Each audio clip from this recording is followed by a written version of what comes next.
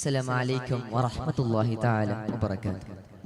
ബിസ്മില്ലാഹ് വൽഹംദുലില്ലാഹ് വസ്സലാത്തു വസ്സലാമു അലാ അഷ്റഫിൽ മുർസലീൻ വഅലാ ആലിഹി വസഹ്ബിഹി അജ്മഈൻ ബിരിദല്ലാഹ് അമ്മാ ബഅദ്. പ്രിയമുള്ളവരെ, ഇസ്ലാമിക ചരിത്രത്തിൽ എക്കാലവും സ്മരിക്കപ്പെട്ട യുദ്ധമാണല്ലോ ബദർ എന്നുള്ളത്. ബദർ കേവലം ഒരു യുദ്ധം മാത്രമായിരുന്നില്ല. അതിനു മുൻപും ശേഷവും ഒരുപാട് ത്യാഗബോധത്തിന്റെ അവിസ്മരണീയമായ സംഭവങ്ങൾ ഉണ്ടായിട്ടുണ്ട്. എന്നിരുന്നാലും പ്രവാചക പ്രഭു മുത്ത് മുഹമ്മദ് മുസ്തഫ സല്ലല്ലാഹു അലൈഹി വസല്ലമ തങ്ങളുടെയും അവിടുത്തെ അനുചരന്മാരുടെ ത്യാഗബോധത്തിന്റെ, ധൈര്യത്തിന്റെ, സ്നേഹശീലത്തിന്റെ അവിസ്മരണീയമായ കഥകൾ തങ്കലിപികളാൽ രേഖപ്പെടുത്തിയിട്ടുണ്ട്. ആയിരക്കണക്കായിരിക്കുന്ന ശത്രു ഉയരത്തിന്റെ ശക്തി പ്രൗഢങ്ങളെ ഭേദിച്ച് ഈ മാരികാകാശത്തിന്റെ സൂര്യകിരണങ്ങളെ ആവാഹിച്ച് പ്രവാചക മുത്ത് മുഹമ്മദ് മുസ്തഫ സല്ലല്ലാഹു അലൈഹി വസല്ലമ തങ്ങളും അവിടുത്തെ സ്വഹാബത്തും ബദറിൽ വിജയം കൈവരിച്ചിരിക്കുകയാണ്. വാർത്ത കേട്ടതും മക്ക നഗരം ദുഃഖങ്ങൾ കൊണ്ട് അലയടിക്കാൻ തുടങ്ങി. ശത്രു പ്രമുഖന്മാരിൽ പലരുടെയും തലയിട്ട് വീണു. ശേഷിച്ചവർ തങ്ങളുടെ ജീവൻ കൊണ്ട് മക്കയിലേക്ക് ഓടി ഓടി മക്കയിലേക്ക് എത്തിയ ആദ്യ മനുഷ്യരുടെ ലാഭം മാപ്പിള മഹാകവി മർഹൂം മോയിൻകുട്ടി വൈദ്യർ ഇങ്ങനെ വിവരിക്കുന്നു. പുകിന്തവരെല്ലാരും ഉൾപ്പെട്ടവന്ത പൊട്ടിക്കരഞ്ഞിട്ട ദീപാൽമൊളിന്ത പുകിന്തവരെല്ലാരും ഉൾപ്പെട്ടവന്ത പൊട്ടിക്കരഞ്ഞിട്ട ദീപാൽമൊളിന്ത കേട്ടിയ മക്ക ഇറങ്ങി വരാനും ഇതേക്കിൽ ഹലാക പത കേട്ടോണ്ടപ്പോൾ എല്ലാം അറിഞ്ഞേ വന്നേ ജനങ്ങളവരെ പൊതിഞ്ഞേ സകലോരും ചോടുന്ന വാർത്തതുമോ സഖി മുസാഹിറ സുൽത്താജു സുഹറ. യുദ്ധത്തിൽ നിന്ന് പേടിച്ചോട്ടക്കാരനായ മനുഷ്യൻ മക്കയിലെത്തി. പൊട്ടിക്കരഞ്ഞുകൊണ്ട് അവൻ പറയുകയാണ്, പൊട്ടിക്കരഞ്ഞിട്ടതീപ്പാൻ പൊളിന്ത. അതെ, അവൻ പറയുകയാണ്, ഇകൾ വാർത്ത കേട്ടിടെ യാ അഹ്ല മക്ക. ഓ മക്കക്കാരെ, നിങ്ങൾ ഈ വാർത്ത കേൾക്കുക. നമുക്കൊരു ഭയാനകമായ ആപത്ത് വന്ന് പെട്ടിരിക്കുകയാണ്. വാർത്ത കേട്ടതും മക്ക നഗരം ദുഃഖങ്ങൾ കൊണ്ട് അലയടിക്കാൻ തുടങ്ങി. അട്ടഹാസങ്ങളും പൊട്ടിക്കരച്ചിലുകളും നിലവിളികളും കൊണ്ട് മക്ക നഗരം അലയടിക്കാൻ തുടങ്ങി. മക്കയിലെ സ്ത്രീകളിൽ പലരും തലയിൽ മണ്ണ് വാരിയിട്ടുകൊണ്ട് കരയാൻ തുടങ്ങി. അട്ടഹാസങ്ങളും പൊട്ടിക്കരച്ചിലുകളും നിലവിളികളും കൊണ്ട് മക്ക നഗരം പ്രകമ്പനം കൊള്ളുമ്പോ താൻ കേട്ടതൊന്നും വിശ്വസിക്കാനാവാതെ യുദ്ധത്തിന് പോകാതിരുന്ന അബൂ ലഹബ് തന്റെ വീടിന്റെ പുറത്തേക്ക് ഇറങ്ങി തന്റെ സഹോദരപുത്രനായ അബൂ സുഫിയാൻ ബിൻ ഹാരിസിനോട് യുദ്ധവിവരങ്ങൾ ചോദിച്ച് മനസ്സിലാക്കുകയാണ്. പഴക്കം അമ്മേ കേൾപ്പിൽ അഖലുഹഖിൻ നാങ്ങൾ പടത്തോടെങ്കിൽ കലർന്നൊരോസാത്തിൻ ഇടയൻ പറവാൽ മുഹമ്മദ് അരികോർകളിൽ. പഴക്കം അമ്മേ കേൾപ്പിൽ അഖലുഹഖിൻ നാങ്ങൾ പടത്തോടെങ്കിൽ കലർന്നൊരോസാത്തിൻ ഇടയൻ പറവാൽ മുഹമ്മദ് അരികോർകളിൽ. സഹോദര, ഞങ്ങൾ പട തുടങ്ങി.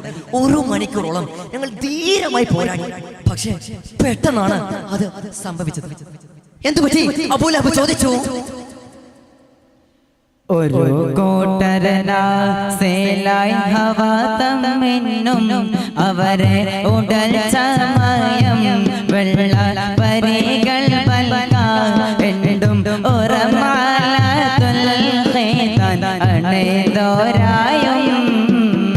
ഒരു കൂട്ടരനായി ഹവ തമ്മിന്നും അവരെ ഉടൽ സമയം വെള്ള പരികൾ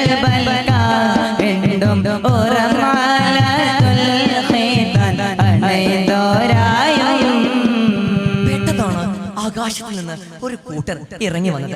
വെള്ള വസ്ത്രധാരികൾ, ആയുധധാരികൾ, വെളുപ്പും കറുപ്പും പുള്ളിയുള്ള കുതിരപ്പുറത്ത് നിന്ന് ചീറി പാഞ്ഞുകൊണ്ട് അവർ കാരണമാണ് ഞങ്ങൾ പരാജയപ്പെട്ടത് എന്ന് അബൂ ലഹബിനോട് അബൂ സുഫിയാൻ ബിൻ ഹാരിസിനോട് പറഞ്ഞപ്പോ നിശ്ചയം അത് അള്ളാഹുവിന്റെ മലക്കുകൾ തന്നെ. ആരടാ? അബൂ റാഫി തങ്ങളായിരുന്നു അത്. അബ്ബാസിന്റെ വിശ്വസ്തനായ സേവകനായിരുന്നു മഹാനായ അബൂ റാഫി തങ്ങൾ. അബൂലഹബിനെ തീരെ ഇഷ്ടപ്പെടാതിരുന്ന അബൂലഹബിനെ തീരെ ഇഷ്ടപ്പെട്ടില്ലായിരുന്നു. നേരെ അബൂ റാഫി തങ്ങളെ ഒറ്റയടിക്ക് നിലം പൊത്തുകയാണ്. എന്നിട്ട് മഹാനായ അബൂ റാഫി തങ്ങളുടെ നെഞ്ചിൽ കയറിയിരുന്നു കൊണ്ട് മർദ്ദിക്കുവാൻ തുടങ്ങി.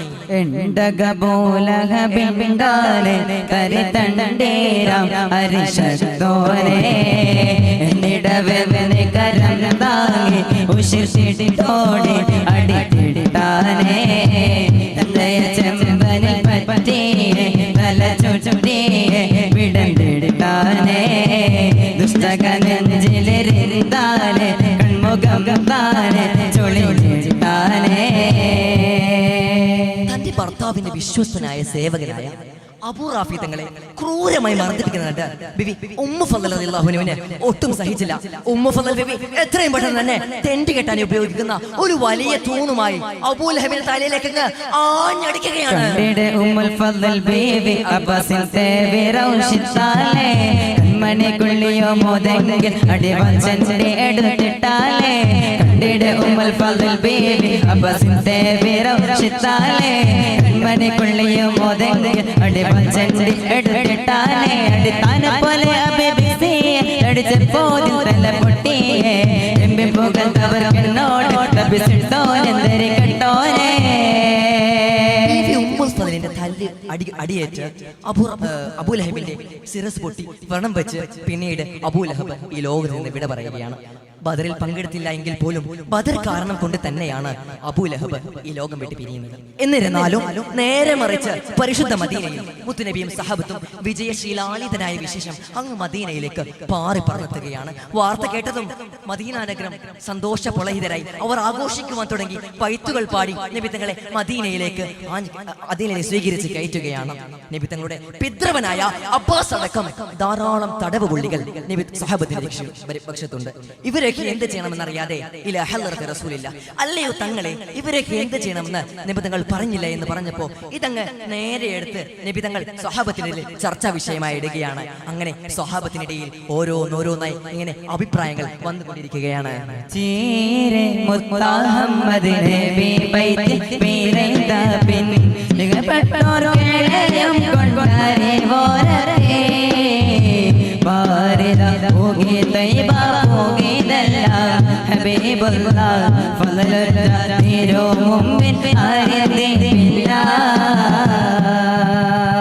സിദ്ദീഖ് തങ്ങൾ പറഞ്ഞു, അല്ലയോ തങ്ങളെ നമുക്ക് ഇവരെല്ലാം ഒരു മോചന ദ്രവ്യം വസൂലാക്കി നമുക്കങ്ങ് വെറുതെ വിട്ടേക്കാം. വേണ്ട നബിയെ വേണ്ട, ഇവരൊക്കെ ദീനിന്റെ കടുത്തരായ ശത്രുക്കളാണ് നബിയെ, ഇവരെ അങ്ങനെ വെറുതെ വിട്ട് അയക്കാൻ പാടില്ല എന്ന് ശക്തമായി വാദിക്കുകയാണ് മഹാനായ ഉമർ തങ്ങൾ. ഉമർ തങ്ങളുടെയും സിദ്ദീഖ് തങ്ങളുടെയും ഇടയിലുണ്ടായ ഈ ഒരു വാഗ്വാദങ്ങൾ നബി തങ്ങൾ സ്വഹാബത്തിനെ ഇങ്ങനെ വിവരിച്ചു കൊടുത്തു. അല്ലയോ സ്വഹാബത്തെ, നബി തങ്ങൾ അല്ലാഹു സുബ്ഹാനഹു വ തആല അവന്റെ മനുഷ്യരെ ഒരുപാട് വ്യത്യസ്തമായ രീതിയിൽ സൃഷ്ടിച്ചു. അതിൽ ചിലരുടെ മനസ്സ് കല്ലുപോലെ കാഠിന്യമുള്ളതായിരിക്കും. ഉദാഹരണം ഉമർ ഇബ്നുൽ ഖത്താബ് റളിയല്ലാഹു അൻഹു. മറ്റു ചിലരുടെ മനസ്സ് പട്ടുപോലെ മൃദുലമായിരിക്കും. ഉദാഹരണം അബൂബക്കർ സിദ്ദീഖ് റളിയല്ലാഹു അൻഹു.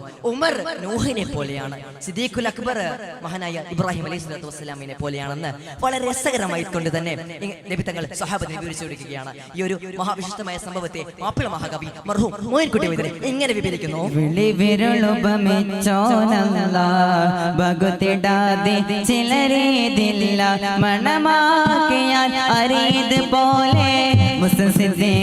മനസ്സ് പോലെ മനസ്സ് പോലെ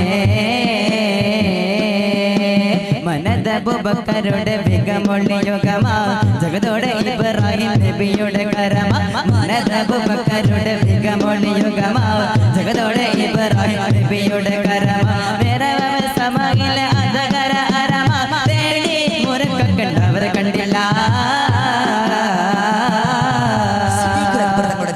സ്വീകരിച്ചുകൊണ്ട് ഒരു മോചന ദ്രവ്യം വസൂലാക്കി അവരെ വെറുതെ വിട്ടയക്കുകയാണ്. എന്തിനേറെ പറയണം, തങ്ങളുടെ പിതൃപനായ അബ്ബാസിനടക്കം ഒരു ദൃഷ്ടാന്തവും കൂടാതെ പേച്ചുമുട്ടുന്നുണ്ട്. അബ്ബാസ് പൊട്ടിക്കരഞ്ഞുകൊണ്ട് പറയുകയാണ്, അല്ലയോ തങ്ങളെ എന്റെ പക്ഷത്തൊന്നുമില്ല. നബി തങ്ങൾ പറയുകയാണ്, അബ്ബാസെ നീ നാട്ടിലേക്ക് ആളേക്ക് അബ്ബാസെ. അപ്പോൾ പറഞ്ഞു, നാട്ടിലൊന്നുമില്ല നബിയെ, യുദ്ധത്തിന് വരുമ്പോ എല്ലാം ഞാൻ കൊടുത്തിട്ടാണ് വന്നത് നബി എന്ന് പറഞ്ഞപ്പോ, അബ്ബാസെ നീ നാട്ടില് വരുമ്പോ എന്റെ ഭാര്യയുടെ കയ്യിൽ ഒരു പെട്ടി കൊടുത്തില്ല അബ്ബാസെ. നിറച്ചു പണം സ്വർണം നിറച്ചുകൊണ്ട് ഒരു പെട്ടി കൊടുത്തില്ല അബ്ബാസെ, അത് കൊണ്ടുവാ അബ്ബാസെ എന്ന് പറഞ്ഞപ്പോ അബ്ബാസ് ഞെട്ടി. തനിക്കും തന്റെ ഭാര്യയ്ക്ക് മാത്രം അറിയാവുന്ന കാര്യം എങ്ങനെ മുഹമ്മദിന് അറിഞ്ഞു? അത് അള്ളാഹു അറിയിച്ചു കൊടുത്തതാണ്. അങ്ങനെ നബി തങ്ങളുടെ മുഅ്ജിസത്ത് കാരണം ആ ശത്രുപക്ഷത്തിൽ നിന്ന് തടവ് പുള്ളികളിൽ നിന്ന് ഭൂരിഭാഗം ആൾക്കാർ പരിശുദ്ധ ദീനുൽ ഇസ്ലാമിലേക്ക് കടന്നു വരികയാണ്. അഷ്ഹദു അല്ലാ ഇലാഹ ഇല്ലല്ലാഹ് വ അഷ്ഹദു അന്ന മുഹമ്മദൻ റസൂലുള്ളാഹ്. അല്ലാഹു സുബ്ഹാനഹു വ തആല നാളെ ആ സ്വഹാബത്തിനോടൊപ്പം നബി തങ്ങളോടൊപ്പം നാളെ ജന്നാത്തുൽ ഫിർദൗസിൽ ഒരുമിച്ച് കൂട്ടുമാറാകട്ടെ. വ ആഖിറു ദഅവാഹും അൽഹംദുലില്ലാഹി റബ്ബിൽ ആലമീൻ. അസ്സലാമു അലൈക്കും വറഹ്മത്തുള്ളാഹി.